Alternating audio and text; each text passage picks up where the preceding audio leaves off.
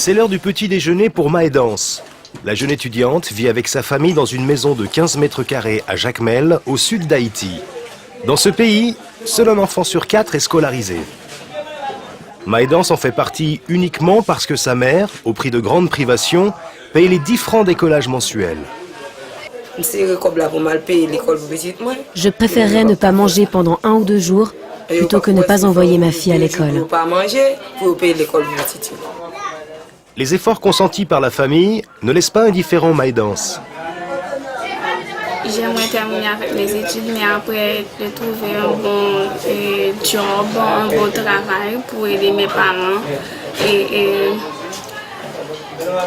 pour qu'ils ne puissent pas regretter tous ces moments qu'il a fait passer avec moi, dans tous les cas difficiles, dans tous les problèmes. Chaque jour, Maëdance quitte le quartier défavorisé où elle habite pour se rendre à l'école. Sur l'île, le système scolaire public est pratiquement inexistant.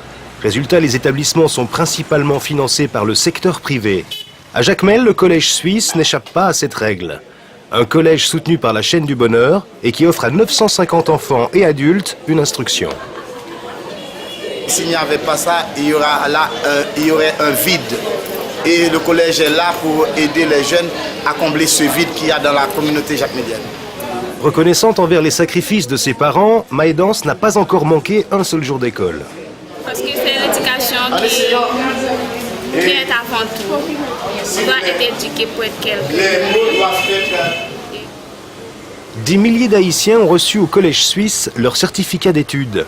Quelques-uns, comme Pierre-Richard Lacoste, y sont même restés.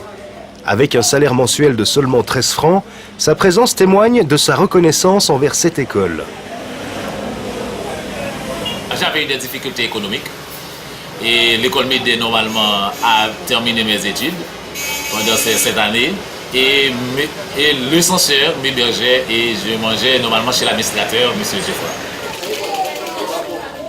Consciente d'être un des rares enfants scolarisés du quartier, Maëdance n'hésite pas à partager son savoir avec les laissés pour compte. L'après-midi, elle prépare donc le cours. Ce qu'elle a appris jusqu'à présent, elle va le transmettre aux enfants les plus pauvres de son voisinage. J'aimerais que tous les enfants savent lire et écrire. Et c'est pour ça que j'ai fait ça sans argent pour aider les enfants, pour aider les parents aussi qui n'ont pas la possibilité. C'est ainsi que l'élève Maëdance est déjà devenue maîtresse d'école.